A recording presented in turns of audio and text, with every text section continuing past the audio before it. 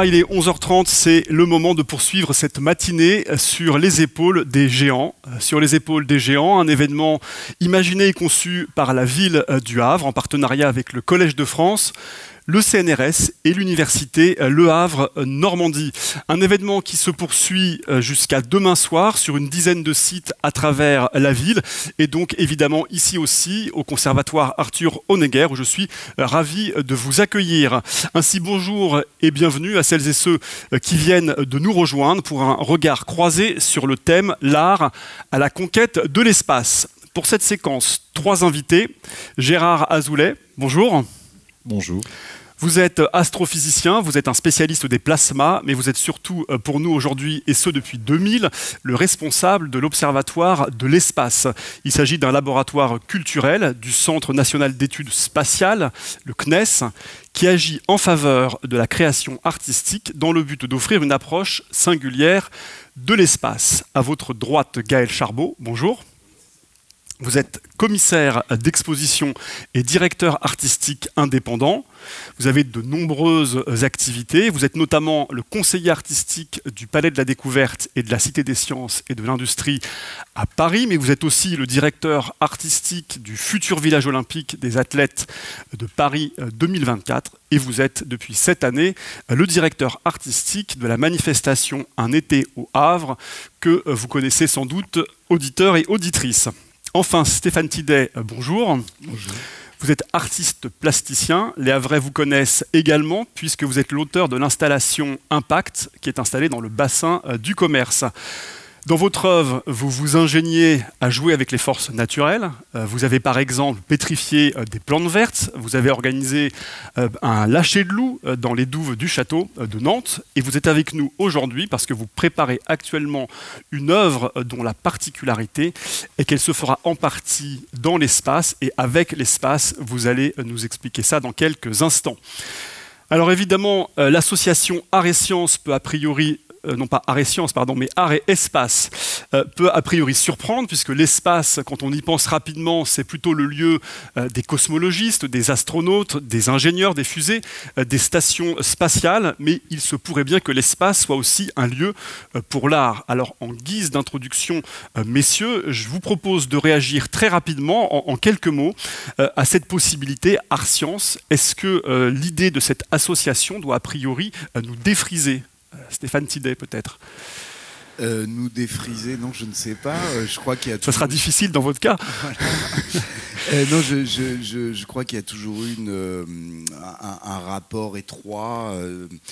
Je pense que la science a dû s'inspirer des arts et les arts s'inspirant de la science également, mais surtout travaillant avec des techniques, des technologies. Je dirais même la poésie naît dans une technique, la technique des mots. Donc je crois que ce lien a toujours été étroit d'une certaine manière. Ouais. Ce lien entre espace et art, Gérard Azoulay, étrange ou pas ? Non, je crois que c'est surtout si on considère un peu l'espace de manière différente, et c'est ça qui est intéressant, c'est-à-dire que ce n'est pas l'espace comme une discipline, mais justement l'espace comme un lieu des possibles. Et dans le lieu des possibles, justement, on peut faire des sciences exactes, mais on peut aussi faire même des sciences humaines et de la création. Gaël Charbot, quelques mots. Alors, moi j'ai une approche là-dessus à laquelle je réfléchis en ce moment. Je me dis finalement, les artistes sont ceux qui prennent en charge un certain nombre de récits, et pourquoi pas des grands récits, et peut-être que les scientifiques sont moins à même de s'autoriser à raconter, à réciter et à dire quelque chose de notre humanité, je veux dire dans une dimension comme ça, presque épique, héroïque, ou en tout cas une aventure. Et les artistes sont peut-être plus à même de le faire, et je trouve qu'on vit en ce moment une époque assez intéressante dans ces relations art-sciences, justement, où il y a des collaborations, là évidemment c'est le cas, et où peut-être les artistes prennent en charge une parole scientifique qui s'arrête peut-être à l'expression d'une vérité, là où eux peuvent aller évidemment vers la poésie, vers quelque chose de peut-être plus profond en nous. Alors là, comme vous le disiez, il y a cette idée d'une mise en récit d'un certain contexte, c'est celui de l'espace, qui est plutôt celui des scientifiques, je disais en introduction, mais en vous écoutant, il me venait aussi une question, est-ce que finalement les artistes ne se sont pas toujours intéressés à l'espace, au cosmos, au ciel? Je pense à la toile de Van Gogh, La nuit étoilée, qui est remplie de météores, par exemple. Est-ce que finalement, là on parlait des cosmonautes et des cosmologistes, est-ce que les artistes ne s'intéressent pas à l'espace depuis toujours? Je sais pas, Gérard Azoulay sur cette question. Ils sont intéressés à un espace, mais à quel espace réellement? En fait, ils sont intéressés souvent, dans l'histoire, à l'espace qu'ils contemplent, à l'espace que l'on peut facilement, tout un chacun, regarder le soir, donc un ciel étoilé, et c'est cet espace-là, mais peut-être pas tout. Cette notion d'espace a évolué, varié avec le temps. Et c'est ça qui est intéressant aujourd'hui, quand on s'intéresse à l'espace comme univers, comme matériau, comme milieu de création, ça ne peut plus être le même que celui qui fascinait finalement des artistes du 19e siècle. En fait, c'est cela, la vision du 21 qui compte. La vision du 21e siècle est différente. Aujourd'hui, on veut, je pense, pour beaucoup d'artistes, et on se pose la question de quel récit, puisqu'on parlait de récit, quel récit on peut construire avec l'espace et qu'il ne soit pas simplement, je dirais, une vision inspirée d'une vision purement contemplative. Gaël Charbot, je vous vois acquiescer, peut-être vous voulez ajouter quelque chose? Non, moi je suis vraiment d'accord avec Gérard, et d'ailleurs c'est aussi dans ce que toi tu fais au quotidien et ce que tu proposes aux artistes, notamment Stéphane bien sûr, c'est effectivement comment est-ce qu'on peut apporter une vision actuelle de cet espace qui n'est plus simplement un écran ou une surface presque mythologique ou mythique, mais qui peut se creuser à l'aune de tous les croisements des savoirs aujourd'hui, et comment l'artiste navigue justement dans ces savoirs aujourd'hui. C'est ça qui est très, je dirais, stimulant dans notre époque, c'est cette disponibilité aussi des savoirs, et l'artiste, c'est celui qui navigue à l'intérieur de ça et qui trouve des chemins qui ne sont pas peut-être ceux des spécialistes, qui sont d'une certaine manière quand même cantonnés à leur spécialité par définition. Et ce que je comprends à vous écouter, c'est que finalement cet espace, qui était d'abord une espèce de toile de fond dans les époques antérieures, avec la science moderne, ça devient un lieu comme les autres, un lieu où aller, et c'est ce que vous allez nous détailler. Alors en tout cas, ce qui est certain, c'est que depuis que l'homme a pris place dans l'espace et marché sur la Lune, des œuvres artistiques et donc des artistes ont été du voyage. J'ai plusieurs exemples à citer, il y en aurait sûrement d'autres, mais peut-être que vous ne savez pas, mais lors de la mission Apollo 15, les astronautes ont emporté avec eux une petite sculpture de l'artiste Paul van Hooydonk qu'ils ont déposée sur la Lune. Par ailleurs, il y a eu des expositions organisées à bord de la station soviétique Mir, puis dans la navette spatiale et même plus récemment à bord de la station spatiale internationale. Et il faut savoir que même en 2000, au début des années 2000, eh bien, une œuvre de l'artiste Damien Hirst a fait le voyage depuis la Terre jusqu'à Mars. Qu'est-ce que les uns et les autres, tous les trois, vous inspirent ces gestes, ces incursions de l'art dans l'espace, en tout cas pour celle-ci, et puis on verra qu'il y a d'autres formes d'incursion de l'art dans l'espace après. Peut-être Stéphane Tidet pour commencer. C'est une réponse délicate parce que moi là je me préoccupe déjà de ma manière de voilà. Et on va y venir voilà. Dans le détail après. Donc je saurais pas répondre. Oui,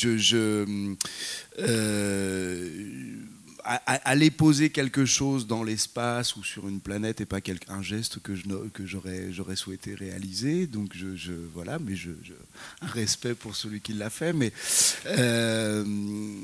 non, j'essaye de travailler avec un peu plus de distance, voilà, et peut-être d'une manière un peu moins intrusive. On va y venir juste après. Gérard Azoulay, sur les exemples que j'ai cités, cette idée d'amener des œuvres terrestres dans l'espace, qu'est-ce que ça vous inspire ? Je crois que c'est, ça s'inscrit dans le prolongement d'une longue tradition qui est d'apporter des objets venant de la Terre dans des lieux qu'on explore, que ce soit sur Terre ou dans l'espace, pour en quelque sorte prendre l'onction de ce lieu et ensuite rapporter la chose pensant qu'elle a plus de valeur parce qu'elle est allée quelque part.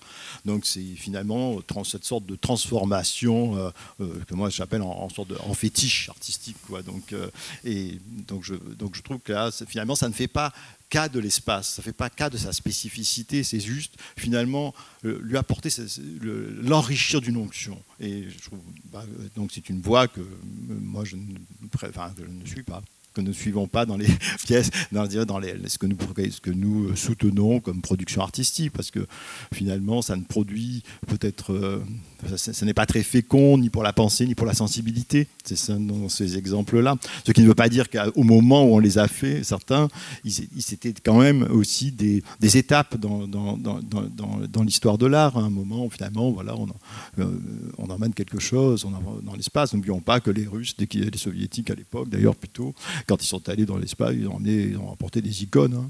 Et ils les ont rapportées, ils les ont remises, et d'un coup, cette icône avait une grande valeur. Donc, voilà, plus près de toi, mon Dieu. Donc ça s'inscrit aussi dans une longue tradition humaine, mais on peut se poser aussi d'autres questions quand on est dans le registre de la création artistique. Est-ce qu'on veut juste s'inscrire dans le même sillon ? Ou est-ce quand même on cherche autre chose ? Et on va voir qu'il y a d'autres choses. Gaël Charbot, néanmoins, rapidement sur ces exemples précités d'œuvres mises en orbite. Alors, je pense qu'on est assez d'accord tous les trois. Non pas qu'il n'y ait pas d'intérêt, mais c'est vrai que si je reprends par exemple l'exemple de Stéphane ici au Havre, quand il choisit de s'installer dans un bassin, il ne plonge pas un objet pour le sortir du bassin et l'exhiber en montrant voilà, il est allé dans l'eau.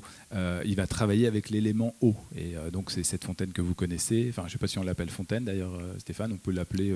Tu peux. Voilà, qui se déclenche et puis qui produit quelque chose avec de l'eau. Et donc c'est une œuvre qui tient compte de son environnement et qui en fait apporte quelque chose, un angle nouveau, une expérience nouvelle par rapport à cet environnement. Et moi je partage complètement ce que dit Gérard. Travailler dans l'espace ou avec l'espace, c'est tenir compte de cet environnement et chercher à y produire quelque chose que seul cet espace, au sens complet du terme, peut créer et offrir. On va le voir avec un exemple concret, avec l'œuvre que vous êtes en train de préparer, Stéphane Tidet. Une œuvre qui, je le disais en introduction, va être faite en partie dans l'espace. Avec l'espace, vous allez expliciter ce que cela signifie. Il s'agit d'une œuvre qui s'appelle Oscar. Est-ce que vous pouvez nous la décrire et nous dire où elle en est aujourd'hui de sa production, Stéphane Tidet? Oui, tout à fait. Alors, il s'agit de réaliser un objet qui va, lorsqu'il sera envoyé en orbite, donc accroché à la station ISS.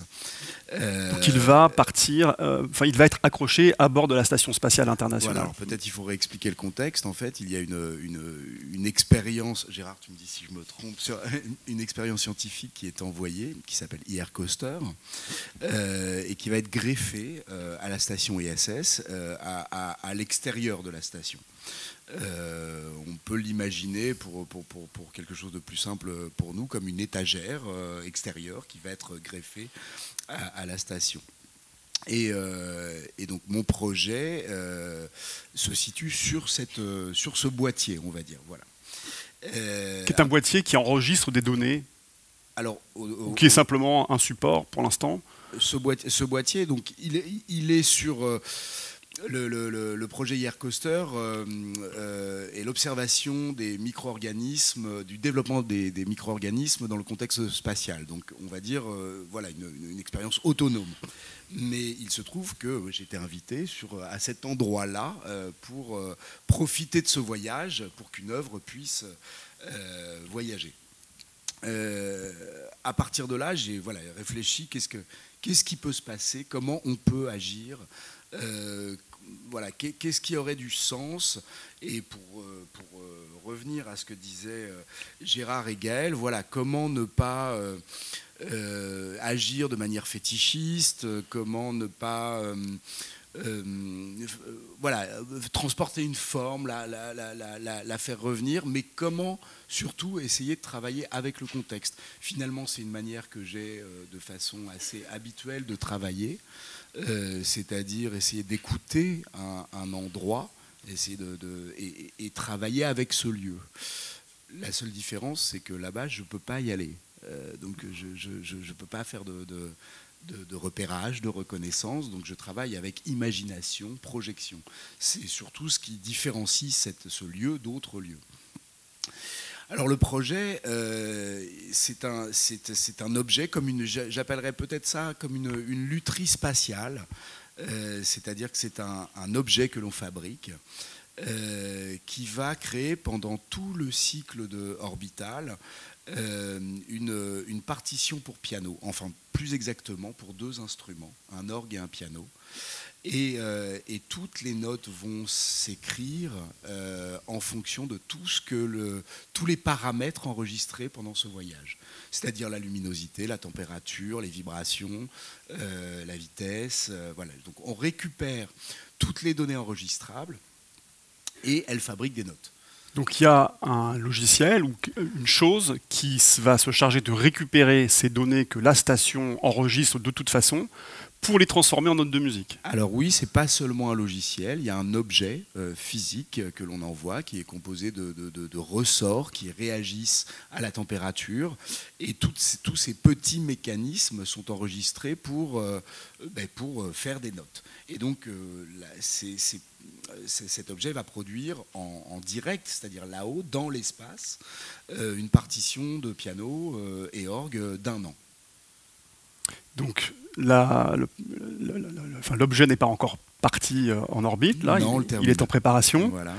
Le début de l'enregistrement est prévu pour quand, si tout se passe selon le plan nominal? Alors si tout se passe bien, je crois que l'expérience est envoyée au printemps. Disons fin 23. Fin 23. Le calendrier évolue à chaque fois un petit peu. Donc enregistrement jusqu'à fin 24. Et fin 2024, donc une partition redescend sur la Terre. Ouais. Elle va redescendre sous quelle forme?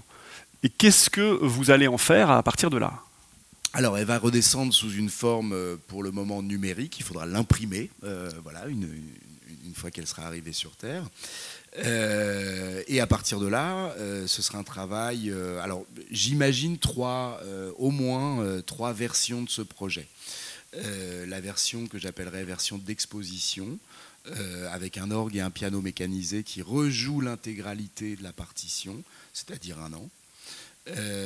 Une version live, on peut dire, avec une ou un pianiste, un travail de collaboration et d'interprétation de cette partition. De réduction de la partition, j'imagine. Voilà, avec un concert, un moment choisi pour un format un peu plus concert.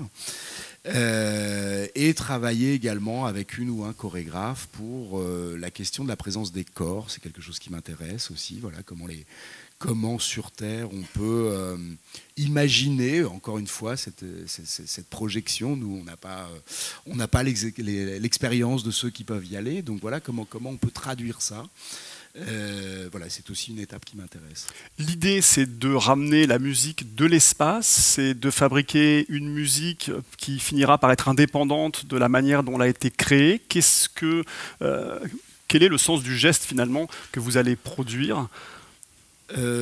Alors, c'est un projet qui est fait dans ce contexte extrêmement spécifique. Après, je tiens en général à ce que toute œuvre trouve son autonomie, puisse se détacher aussi de ses origines. Il me semble que c'est important. Je souhaite pas que ce soit l'illustration de l'espace. Est-ce que c'est une musique de l'espace? Je sais pas, mais c'est une musique fabriquée créée avec ses conditions spatiales. En tout cas, pas seulement spatiale, je dirais même très liée à la station ISS, puisque c'est un objet qui tourne. Donc c'est aussi un projet sur l'ennui, la répétition, les cycles. Voilà, c'est une musique qui ne se veut pas, qui ne se veut pas dans l'efficacité musicale d'un instant. Il y aura sûrement des moments très, très lents, très, très vides, des moments plus... peut-être plus excitant, je l'espère, on verra. Jusqu'à où vous représentez le produit final que va être cette partition, ou bien à l'inverse, quelle est la part de mystère finalement au stade où on est le projet aujourd'hui quant au résultat final? On a beau essayer de tout bien faire, une fois que ça part et qu'on n'a plus la main, tout reste assez mystérieux, quoi. J'ai évidemment des projections, des attentes. Je sais qu'elles ne seront pas tout à fait ce que je souhaite, et tant mieux. Sinon, il n'y aurait pas d'intérêt à travailler de cette manière-là. Est-ce que pour autant vous avez fait des esquisses, ou l'équivalent d'esquisses, c'est-à-dire peut-être des simulations, des tests de ce que pourrait être cette œuvre depuis la Terre et actuellement? Oui, beaucoup. En fait, c'est toutes les phases du travail. En fait, toutes les phases du travail sont de reproduire, on va dire, les données qu'on a déjà enregistrées et puis essayer de simuler et d'écrire le protocole musical à partir de ces données. Donc j'ai une idée tout de même, parce que ça ne se fabrique pas seulement... je veux dire, c'est un projet avec un auteur derrière, donc il y a une couleur, voilà, ça produit des notes, mais celles que je souhaite d'une certaine manière. C'est pas juste quelque chose d'aléatoire, sans contrôle. Donc voilà, il faut de l'humanité derrière aussi. Qu'est-ce que vous inspire ce que vient de dire Stéphane Tidé à tous les deux, Gérard Azoulay et Gaël Charbot? Gérard Azoulay qui donc, avait pris en charge avec l'Observatoire de l'espace ce projet qui est fait dans le cadre de cette institution. Alors, ce projet, je le connais bien quand même. Donc mais en fait, parce que ça m'inspire, c'est plutôt dans quoi ça s'inscrit. Pour moi, ça s'inscrit aussi dans ce que je décrivais tout à l'heure comme cadre, c'est-à-dire de travailler avec l'espace. Qu'est-ce que l'on peut, justement, comment peut-on construire avec l'espace qui soit différent, qui soit toute cette surprise dont parle Stéphane aussi, même, quelle que soit la façon dont on simule. Parce que cette œuvre va être dans l'espace pendant 1 an, elle va finalement être indépendante, autonome, et on partagera tous cette surprise au bout d'1 an quand l'œuvre redescendra et que Stéphane récupérera finalement ses enregistrements. Donc je dirais pendant cette année-là, finalement, c'est l'espace qu'à la main presque.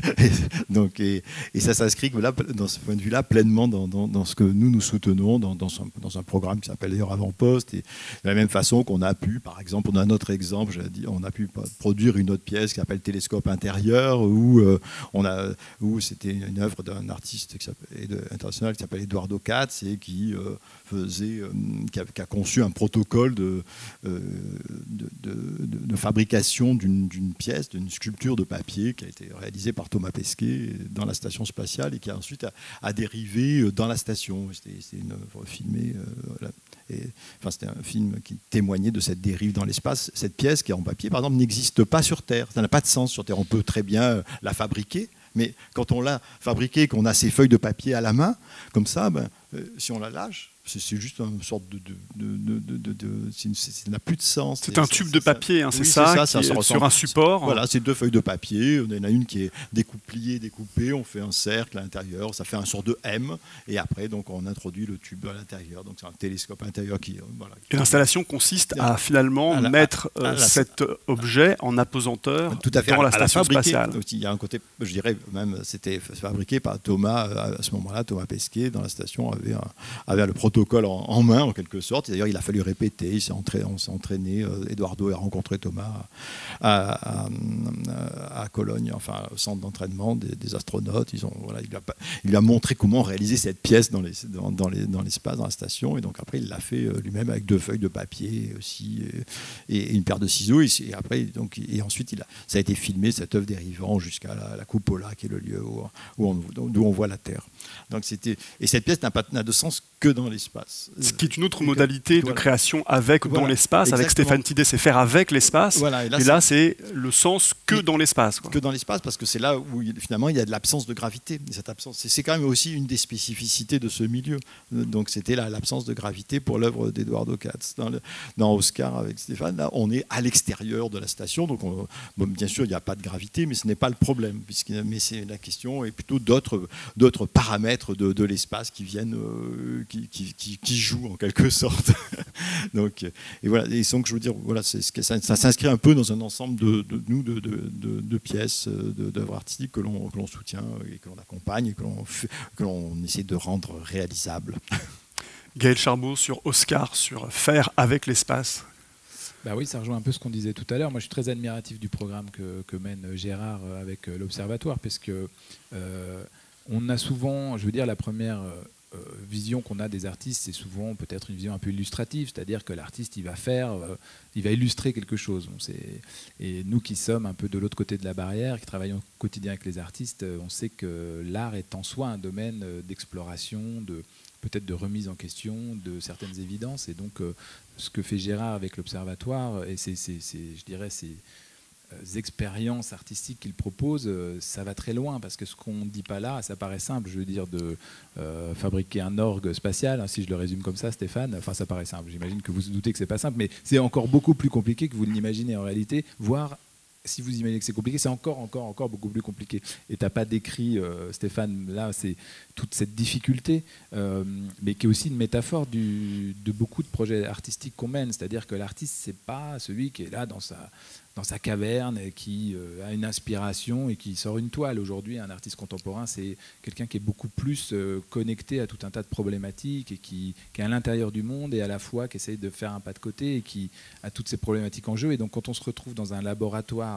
et là je parlerai sous votre contrôle à vous, parce que moi j'ai pas suivi toutes les étapes, mais, et qu'il faut envoyer quelque chose dans l'espace, en réalité on est dans des complexités terribles et excitantes en même temps, et puis très frustrantes parfois, parce que on pensait faire comme si, mais non, j'imagine que les techniciens avec lesquels tu travailles disent non mais ça c'est pas possible, jamais de la vie on fera comme ça pour envoyer quelque chose dans l'espace. En réalité le somme des contraintes est énorme, et l'artiste c'est celui qui arrive, un peu comme l'architecte parfois, mais à maintenir de l'art, c'est-à-dire quelque chose d'intéressant avec cette somme de contraintes, et quand même plutôt des gens qui se disent oh là là, on va pas faire comme si, etc. Mais l'artiste c'est celui qui doit être têtu, parce que sinon on ne fait pas d'art en réalité. Je veux dire, si je reprends ce que tu as fait ici au Havre, Stéphane, j'imagine que ces deux énormes jets d'eau qui s'affrontent au centre et qui se déclenchent de temps en temps, il y avait 1000 raisons pour ne pas le faire, technique, des trucs qui se bougent, des trucs qui ne marchent pas. Voilà, mais c'est aussi un peu, excusez-moi pour ce mot, mais c'est un peu ce rôle d'emmerdeur de l'artiste qui vient bousculer les lignes et qui va faire que des choses deviennent possibles, alors que vraiment, si on se réveille le matin, on se dit surtout pas ça, quoi. Et tout à l'heure, vous parliez de la meute de loups. Alors, c'est pas tout à fait que Stéphane a a jeté une meute de loups dans des douves, mais il a travaillé effectivement avec un éleveur, je le résume en quelques mots, mais pour effectivement faire vivre une meute de loups. Et j'imagine que là, vous avez une idée de ce qu'est une meute de loups. C'est pas du tout simple, et c'est pas du tout comme des petits chatons. Et donc, à cet endroit-là, pour un festival, enfin pour une programmation artistique, il posait cette question dans un parc public. Est-ce que des loups peuvent exister aujourd'hui? Et on voit que l'artiste, il pose un certain nombre de problèmes qui nous mettent face à nos limites aussi. Et donc ici, c'est le cas, parce que j'imagine que les scientifiques avec lesquels vous avez travaillé, en particulier Stéphane, ce ne sont que des problèmes à régler pour fabriquer un morceau de musique. Mais en fait, la beauté, elle est à la fois dans le résultat et dans cette énergie incroyable qu'il faut dépenser et d'intelligence collective, je veux dire. C'est ça aussi qui est très beau. C'est que l'artiste maintient un fil, et en même temps, tout le monde doit être à 100% de coefficients pour essayer de rendre cette chose possible. À la fois pour la rendre possible techniquement, et on comprend bien que les contraintes spatiales sont absolument inouïes, mais aussi énergie à déployer pour finalement donner une autre vision de l'espace, fabriquer une autre vision de l'espace que celle qu'on peut tous avoir à l'esprit en pensant à l'iconographie scientifique ou de vulgarisation. Et je pense que c'est devenu évident pour celles et ceux qui nous écoutent, mais on est bien d'accord qu'il n'est pas du tout question là de mettre en image le récit des scientifiques ou l'imagerie des scientifiques. Gérard Azoulay. Non, absolument. C'est juste, ça serait finalement, ça serait à contresens, quoi. Absolument. En fait, il y a une synergie en fait technique qui a lieu avec le monde scientifique, et encore plus avec Oscar, parce qu'en fait, Oscar est hébergé en quelque sorte dans cette expérience IARCoster, et en même temps, l'équipe scientifique et technique d'IARCoster apporte un soutien entier, sans finalement, comme cela a été dit, d'altérer l'objectif, la question artistique d'ailleurs. Simplement, c'est cette difficulté dont parle Gaël.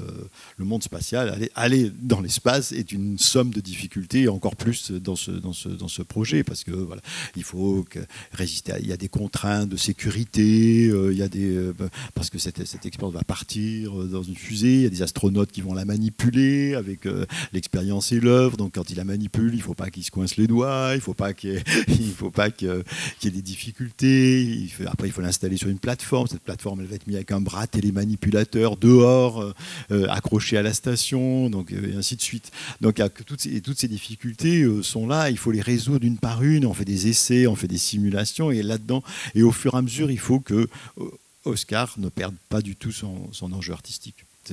Alors là, on a parlé d'œuvres qui vont se faire dans l'espace, avec l'espace, mais on peut aussi avoir un récit sur l'espace depuis la Terre. Et je pense à des œuvres que vous avez accompagnées, Gaël Charbot, à des œuvres de l'artiste Abdelkader Benchama, qui lui s'est intéressé à la matière noire. Alors a priori, c'est un objet de scientifique, d'astrophysicien. C'est cette matière dont les chercheurs en cosmologie voient les effets gravitationnels, mais dont ils sont incapables, à qui ils sont incapables de donner un visage. Et cet artiste, Abdelkader Benchama, s'est intéressé à cette matière noire, non pas pour la représenter au sens scientifique du terme, mais pour créer un récit sur cette matière noire, ou à partir de cette matière noire, est-ce que vous pouvez nous décrire ces œuvres et nous dire en quoi il s'agit là d'un récit qui n'est méta-scientifique ou extra-scientifique? Alors, c'est surtout une œuvre en particulier, en réalité, qui effectivement était une commande à la Cité des Sciences, et Abdelkader Benchama avait choisi de travailler sur cette, finalement, ce qui est marrant pour un artiste, c'est-à-dire quelque chose auquel on n'est pas capable de donner une représentation aujourd'hui, autre que conceptuelle, par des mots, on ne peut que tourner autour, je dirais. Alors moi, j'ai pas du tout cette capacité scientifique de Gérard qui est à mes côtés, qui en parlerait certainement bien mieux que moi, donc je vais surtout pas m'aventurer sur le terrain scientifique, mais dans ce contexte de la Cité des Sciences, c'était intéressant de mettre le doigt sur quelque chose qu'on ne peut pas représenter finalement. Donc lui, c'est un artiste qui travaille beaucoup sur des lieux, donc il intervient vraiment physiquement sur l'espace, souvent par le dessin. Et il a choisi librement, ce n'était pas du tout imposé, dans un grand couloir, de donner une représentation personnelle de ce que serait la matière noire. Et en fait, plutôt que d'essayer de la figurer, puisque c'est pas possible en fait, c'est comme si je disais dessinez-moi la peur ou dessinez-moi le vent. On va faire quelqu'un qui a les cheveux dans le vent, ou on va faire un bateau avec une voile gonflée, mais on ne peut pas dessiner le vent en lui-même. Eh bien, il a choisi d'essayer de montrer plutôt des interactions, des mouvements, une espèce de fresque comme ça qui donne une sensation d'espace, puisqu'on on traverse finalement ce Parce que couloir. cette fresque est sur les murs et sur le plafond d'une pièce. Ça fait environ 10 mètres de long, et c'est vraiment un couloir de passage, mais qui ressemble un peu à un tunnel. Je dirais, voilà, plutôt que couloir, on dirait tunnel, c'est plus juste. Et on traverse un peu dans cette... alors ça prend en charge aussi toute cette fantasme qu'on a de traverser l'espace, toutes ces représentations un peu qui font que on a cette sensation de tunnel, de voyage, etc. Mais qui sont libres d'interprétation. Je veux dire, voilà, il n'a pas du tout cherché à figer cette forme qui de toute façon reste une forme poétique pour les artistes et pour les gens qui ont mes modestes connaissances scientifiques. Ça ne peut être qu'une espèce de presque de fantasme, de mirage en réalité. Et donc comment est-ce qu'un artiste, et d'ailleurs je sais qu'on a des collégiens dans la salle, c'est un bon sujet d'art plastique, comment figurer ce qui ne peut pas l'être en fait, comment donner une image, et comment vous faites finalement pour représenter quelque chose qui ne peut pas être vu. C'était l'enjeu de cette œuvre. C'était l'enjeu, pardon, voilà, de cette longue parenthèse, mais c'était l'enjeu de cette œuvre. Et alors, on comprend bien, et vous l'avez explicité chacun à votre manière, que les artistes créent des récits, c'est bien normal. Est-ce que, dans un autre sens, vous diriez aujourd'hui que l'espace a justement besoin qu'on lui crée des récits qui ne soient pas que des récits scientifiques, parce que finalement l'espace est associé à ces récits scientifiques qui peut-être, d'une certaine manière, aujourd'hui sont un petit peu pas aussi vastes qu'ils pourraient l'être. Est-ce que les artistes ont ce rôle-là, d'aller relever un petit peu les récits, au-delà des récits de la science sur l'espace? Gérard Azoulay. Je crois que les scientifiques font des récits, et c'est nécessaire, des récits de vulgarisation.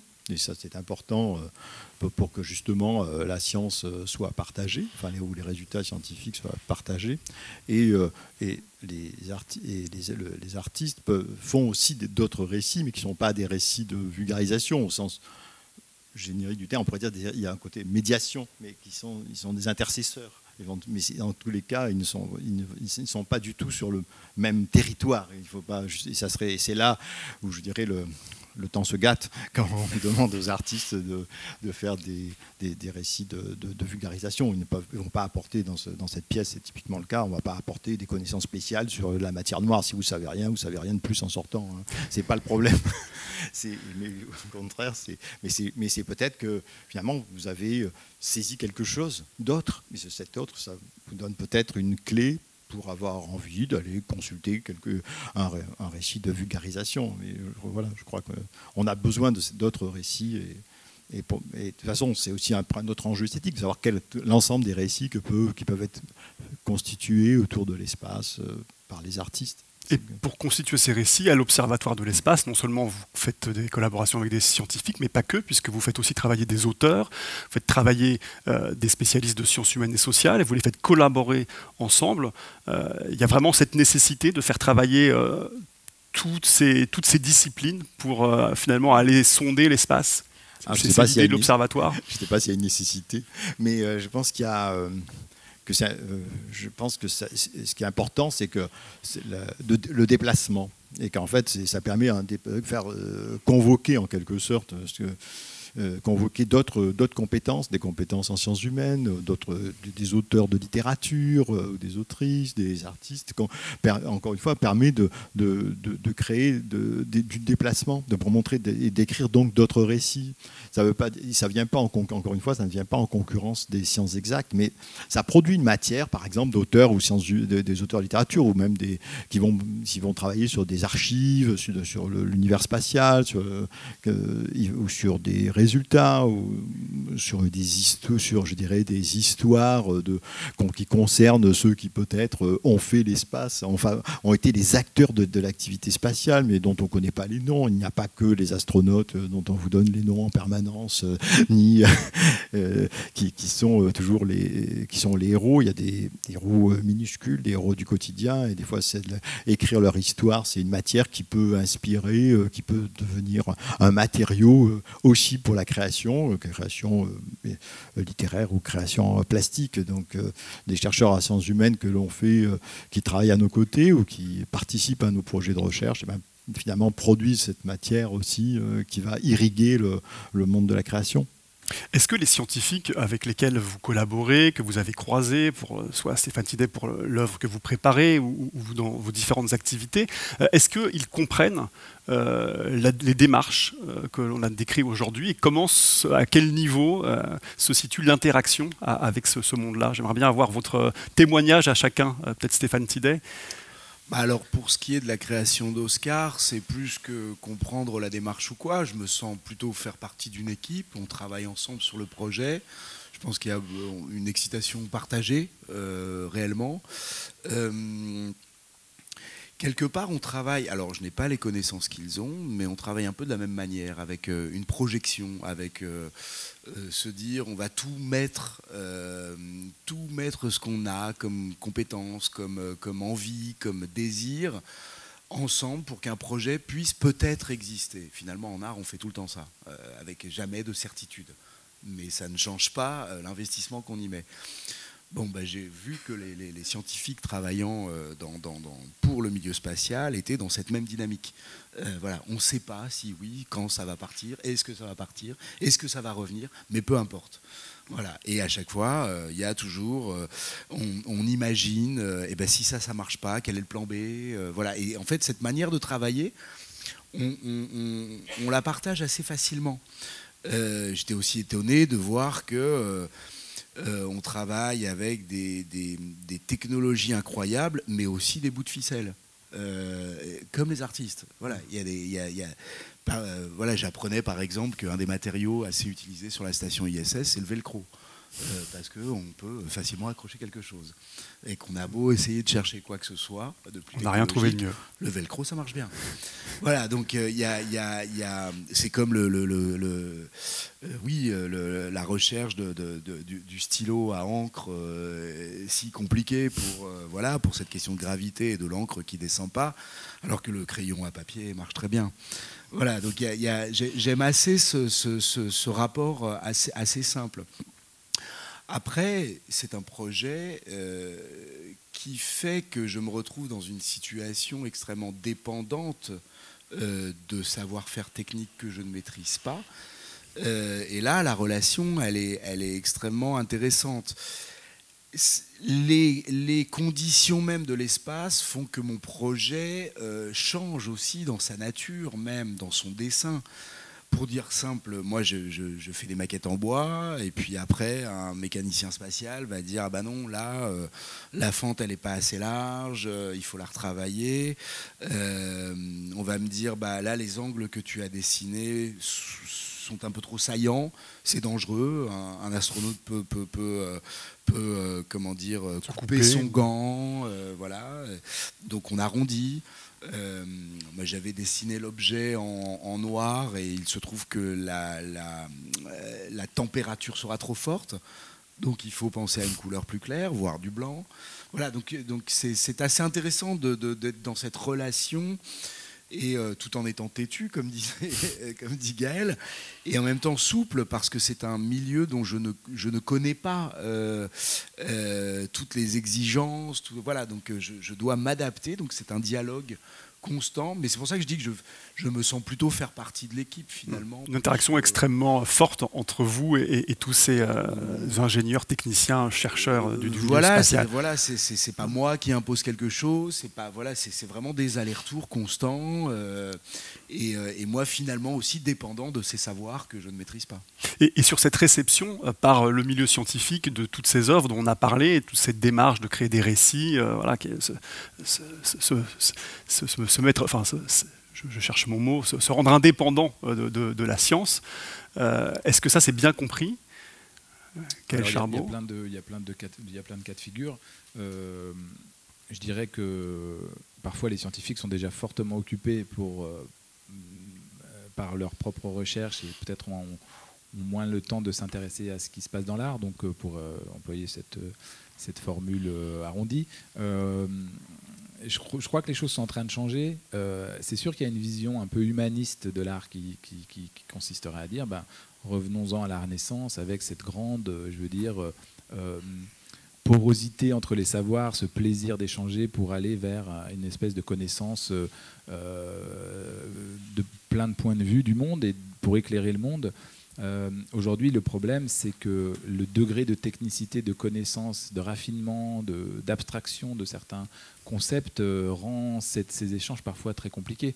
Et maintenant, moi, dans mon travail, il m'arrive assez régulièrement d'avoir des scientifiques qui sont à l'écoute, mais ils n'embrassent pas toute la complexité ou tous les enjeux que nous, on peut mettre parfois avec les artistes. Certains sont vraiment réfractaires, certains considèrent encore que l'art, c'est l'illustration. Donc, une chose doit être représentée, dessinée, par exemple. Bon, ça, c'est une vision très réductrice et très limitée de ce que peut être un artiste. Et à l'inverse, je trouve qu'il y a beaucoup d'artistes, toute une génération qui s'intéresse beaucoup à ces questions. Et il faut simplement faire attention à ne pas être dans cette espèce je dirais, de ratatouille. C'est exactement ce que disait Gérard. Les artistes sont dans un domaine qui est leur propre domaine. Et en revanche, il y a plein d'échanges que décrit Stéphane, d'énergie commune, de curiosité commune. Parce qu'en fait, au cœur de tout ça, c'est la curiosité. Dans ce que disait Stéphane, pourquoi est-ce qu'on s'embête à aller mettre des trucs dans l'espace là où on peut les jeter dans sa piscine? Je veux dire, c'est vrai, c'est bizarre. Et en fait, c'est ça. C'est qu'humainement, on a une curiosité. On a envie de savoir, on a envie de... Et l'art, ça touche ces domaines-là, bien sûr. Et pourquoi on veut percer des mystères? Pourquoi est-ce qu'on veut essayer de comprendre ce qui nous entoure? Comment est-ce qu'on peut avoir introduit cette notion d'infini alors que nous-mêmes sommes finis de toutes parts? Comment c'est possible? On est là, on s'arrache les cheveux le matin, là. Et en fait, les artistes sont à cet endroit-là et n'ont pas renoncé. Et s'entendent bien avec les scientifiques qui eux-mêmes sont dans cette vision presque, j'ai envie de dire, métaphysique, en sachant que la science n'est qu'une part de l'explication. En tout cas, ce qui est très réjouissant, c'est qu'à vous entendre, je disais au début, comme ça spontanément, l'espace c'est le lieu des cosmonautes et des astronomes. À vous entendre, c'est à tout le monde, c'est à nous tous. Je propose qu'on prolonge cette discussion en vous donnant la parole à vous, public. Je vais aller chercher un micro à cet effet, qui, je pense, se trouve... Voilà, merci. Donc si vous avez des questions pour nos invités, n'hésitez pas, ils sont là pour y répondre. C'est l'occasion d'entamer un dialogue avec eux. Peut-être certains d'entre vous ont une idée d'œuvre à envoyer dans l'espace. Madame. Bonjour et merci pour cet entretien passionnant. J'ai une question concernant le projet. Comment être sûr que la partition obtenue ne sera pas une cacophonie épouvantable? Stéphane Tidé. Alors,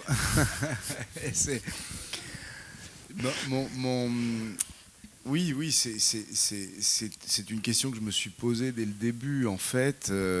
Qu'est-ce que pourrait être cette musique, ou plutôt qu'est-ce qu'elle ne pourrait pas être? Donc finalement, mon travail, alors j'ai travaillé aussi avec un programmeur, Julien Thomas, on a travaillé en étroite collaboration, parce qu'il y a toute une partie de codage, hein, pour que tous ces paramètres puissent être transformés en notes. Et on a travaillé selon des figures rythmiques qui sont liées à la musique traditionnelle, ce qu'on appellerait les cercles euclidiens. Donc puisque tout est histoire de cercle, hein, voilà, c'est un objet en orbite, voilà, donc ça m'intéressait que cette figure du cercle soit répétée. Donc la question rythmique, elle est, on va dire, un tout petit peu restreinte par ce motif du cercle, hein, donc des questions de cycles comme ça, musicaux. Ça n'empêche qu'un certain chaos peut arriver, mais donc il y a des règles quand même musicales. Et en termes de mélodie, j'ai travaillé avec des accords, des gammes, qui sont plus ou moins répertoriés. Donc en gros, a priori, on peut très difficilement sortir de ces schémas-là. Enfin, la machine ne peut pas trop sortir de ces schémas-là, mais quoique. Voilà, donc il faut quand même un peu le quoique, parce que sinon on s'ennuie, il n'y a pas de surprise. Oui, si, peut-être il y aura des moments cacophoniques, j'en sais rien. On verra. Et il y a sans doute une part de subjectivité, de toute façon, quant à cette question de la cacophonie ou pas. Oui, alors déjà, oui, tout à fait. Et puis, ça ne m'intéressait pas juste d'envoyer, je dirais, une machine qui fait ce qu'elle veut selon des paramètres. Comme je disais, il y a une signature tout de même. Voilà, c'est pas seulement le produit, par exemple, d'une intelligence artificielle qui serait autonome. Non, il y a un esprit derrière. Donc oui, j'ai quelques espérances musicales, mais je ne suis pas certain. Voilà. Oui, je vous en prie.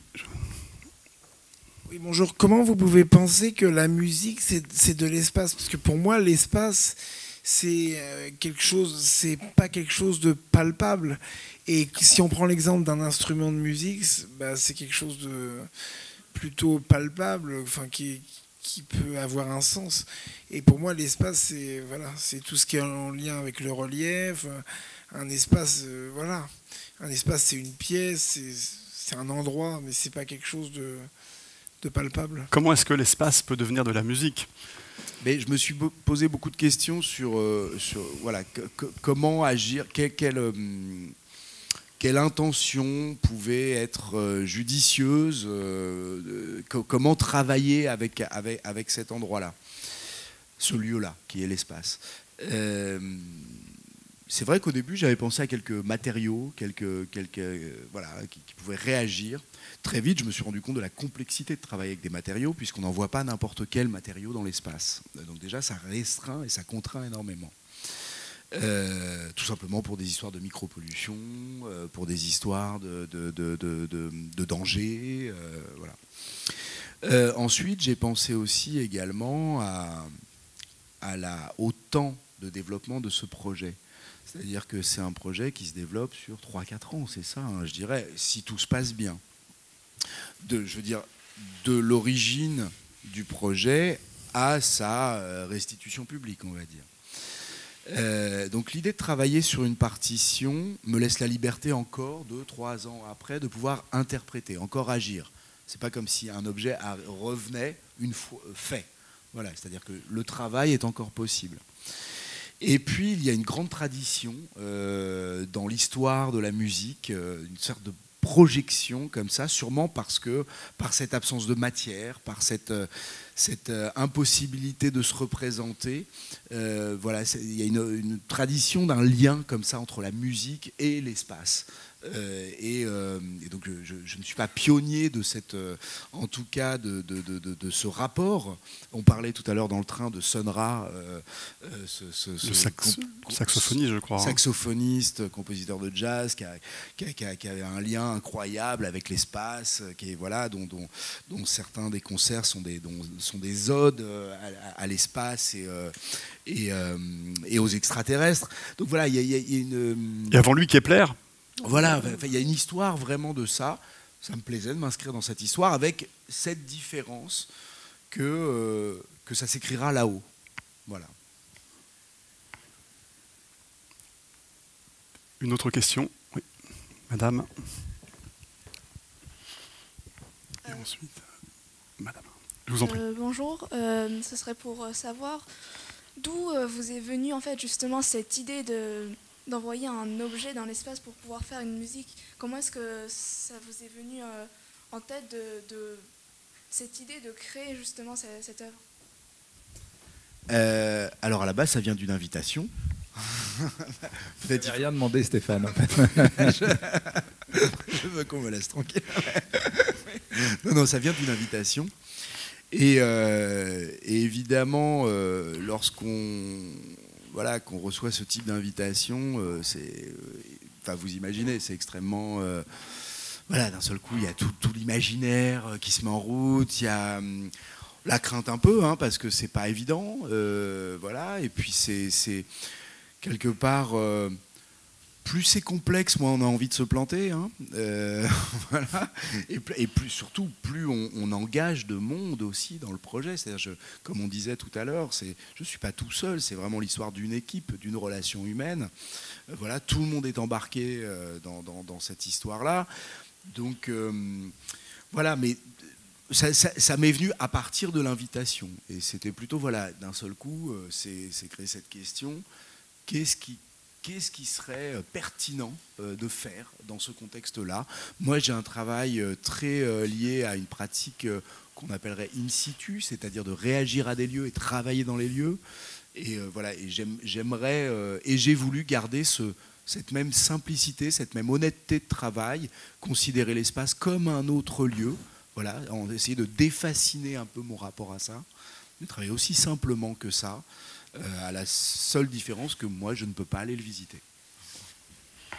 Il y avait pour compléter, c'est peut-être une manière pour nous, une manière de travailler, c'est de proposer finalement le déplacement dont je parlais, c'est proposé par ces invitations et d'autres contraintes. Finalement, le fait qu'on propose des fois ce type d'invitation fait que le regard se déplace, l'esprit se déplace, et donc il faut inventer d'autres choses. Enfin, ça aide, sinon le petit déplacement, c'est le déclic qui met l'imaginaire en branle aussi. Et c'est ça qu'on cherche pour ne pas être, je dirais, encore une fois, dans des sillons classiques, quoi. Il y avait une question, je crois, à ma gauche, madame. Pardon, juste avant, pour finir, oui, bien sûr, Gaël Charbot. C'est en 3 précisions, pour que ce soit bien clair au cas où ça ne l'a pas été. Comment ce projet a commencé? C'est Gérard Azoulay qui arrive à maintenir et à imaginer des situations dans des contextes qui sont dingues. Et donc Gérard arrive à maintenir une surface comme ça à l'extérieur de l'ISS, un endroit où il dit là on va mettre de l'art. Donc je résume, Gérard. Et puis ensuite il invite des artistes à faire une proposition pour cet emplacement impossible, en tout cas incroyable. Pas évident. Voilà, pas évident. Et donc, comme on est très amis avec Gérard et que moi je suis directeur artistique, et bien en discutant, on s'est dit que c'était peut-être Stéphane qu'il fallait inviter pour ce projet. Comme ça, vous savez tout l'envers du décor. Et pourquoi Stéphane? Parce qu'il vous l'a dit, c'est un des seuls artistes aujourd'hui en France qui soit capable d'imaginer quelque chose dans des contextes aussi dingues en réalité. Et qui peut aller au bout. Parce que sinon, il y en a beaucoup qui peuvent imaginer, mais ils n'arriveraient peut-être pas à franchir toutes ces étapes pour aller jusqu'au bout. Donc voilà l'histoire de ce projet qu'on n'avait pas précisé. Madame. Bonjour. 2 questions. La première, c'est face justement à toutes ces contraintes techniques, est-ce qu'à un moment, en tant qu'artiste, on ne se sent pas dépossédé de son œuvre, puisqu'il va falloir effectivement agir avec les autres? Et la deuxième, c'est un contexte particulier. Au moment où on va rendre l'œuvre et qu'il va y avoir des spectateurs, est-ce qu'on pense en tant qu'artiste à une présentation particulière parce qu'il y a eu tout ce contexte justement en place? Stéphane Tidey. Oui, oui, votre première question, on en parlait dans le train en venant. Voilà, à quel point on peut se sentir ou pas dépossédé lorsqu'on est, je dirais, contraint, piloté par une technique et des savoir-faire que l'on n'a pas. En fait, je dirais, c'est vraiment pas la première fois que je travaille dans ce type de contexte. C'est-à-dire, alors j'ai toute une production assez solitaire, mais j'aime beaucoup travailler avec tout un tas de corps de métiers différents. Métiers ou pas métiers d'ailleurs, ou activités différentes. Je travaille parfois avec des charpentiers, je travaille avec des chefs d'orchestre, des éleveurs de loups, un club de motocross. Voilà, donc j'aime cette interaction. Mais pour revenir à ce que disait Gaël aussi, d'ailleurs, c'est peut-être une manière de... Et en même temps d'être assez solitaire et en même temps très inscrit dans le monde. En fait, je m'intéresse au monde, tout simplement. Et j'aime que l'art se nourrisse du monde. Et oui, alors il peut y avoir des moments, comme quand je disais tout à l'heure, pas tout à fait avoir le choix de la couleur. C'est étrange comme situation, ça m'est jamais arrivé. Et en même temps, c'est passionnant de se dire, il y a un milieu voilà, qui ne peut pas accepter telle couleur parce que ça induit telle problématique. Je ne pense pas que ça joue sur l'essence même du projet et de l'œuvre. Mais cette relation, oui, quand je travaille avec un charpentier, parfois il me dit cet angle-là, il ne va pas être bon, ça ne va pas marcher. Referme-le un peu.